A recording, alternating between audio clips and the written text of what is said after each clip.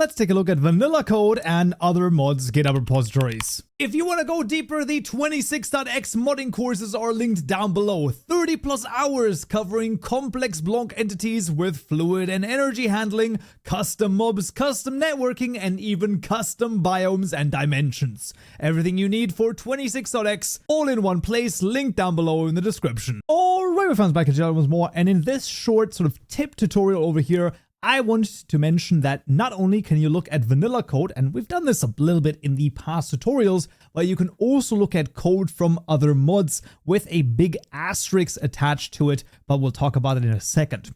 For the time being, let's, for example, just jump into our mod items class, and then you can middle mouse button click or control left clicking on the item class. There might be a blue bar that appears right here. If that is the case, you can go to the Gradle tab over here, and you can gen sources. You double click the gen sources, and then basically it's going to, you can choose the sources once the gen sources has run through, and then you should have a jar file there with your sources. Sometimes it gets a little bit more complicated than that. If that is the case, I will link some resources down below to basically make sure that that works, but in theory, it shouldn't be too crazy. And you can also use it without it, like you can still look at it, you just can't search for things, right? So I can't, right now I can like middle mouse button click on the description ID, and it shows me over here everywhere where the description ID is used in every single class. Now that obviously is pretty freaking cool. Now this allows you to, for example, in the package right here, I can control or middle mouse button click on this as well, and look at this. I have every single vanilla class available to me for me to take a look at. This is by far one of the best things to actually take a look at. Like there's no other thing that can teach you this better than any of this, right? This is so cool. You can jump in here. You can look at the block classes. How does a biome work? Yeah, this is super complicated, but you can, if you wanted to, you can take a look at it if you so choose to. So this is one of the best resources that you have at your disposal. Highly recommended. It's under the external libraries over here. You just have to scroll down quite a bit till you find the Minecraft merged over here, and then whatever your version is. Now that's pretty fine and that's pretty cool, but what about other mods? Well, other mods have sometimes repositories. So if you, for example, look at Tech Reborn, the first thing to always look at is their license. MIT is basically an open license. You can use their code as long as you give proper credit, and we can go to the sources right here. And yes, we can take a look at the entire source code of everything that has to do with Tech Reborn. We can go in here, we can see there are multi-blocks, there are items. How do the items work, right? How does the reactor work over here? How does a fuel rod item work? That's how it works. This is the code over here. And this is sort of the last final sort of appeal over here, which is kind of important. That, yeah, jumping into this code over here, I mean, I don't understand it as in like, I mean, I can sort of imagine what this does, right? But I don't immediately understand everything here, but I understand the code, right? I understand the Java part of it. I sort of understand what is happening here.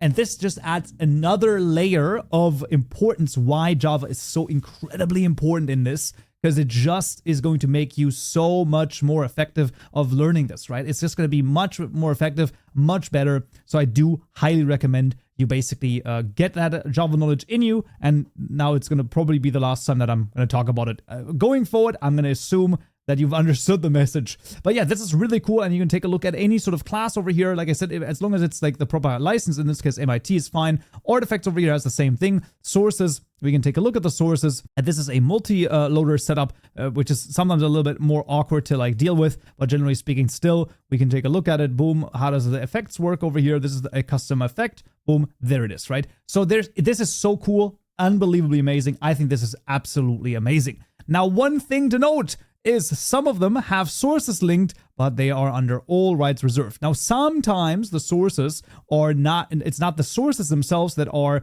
okay, this doesn't make any sense because this is the unlicensed license, and on there it says all rights reserved. So there's a bit of a mismatch. I personally would always take what is written on the GitHub repository as the thing that is important. That's a thing that I would see over here.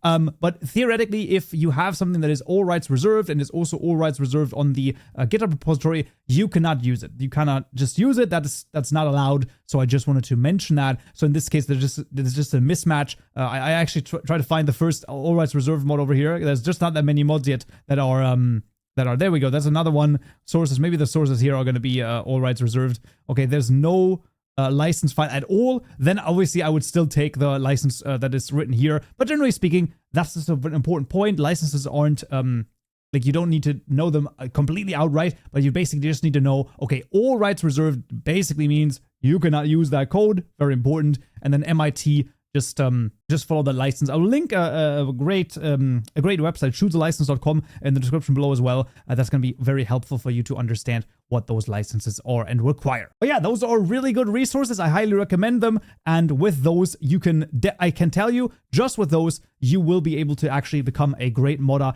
if you have the Java knowledge as a foundation, and then you use vanilla and other mods to shape your ideas. Oh, I know this mod adds this one feature that I want. Go to the mod, see if it's open source, see if you can use it on the license. If you can, boom, copy it over, test it out, change it out a little bit, and make it your own. And that's basically how modding works, right? This is the full foundation of Minecraft modding. It is absolutely fantastic. It is absolutely amazing.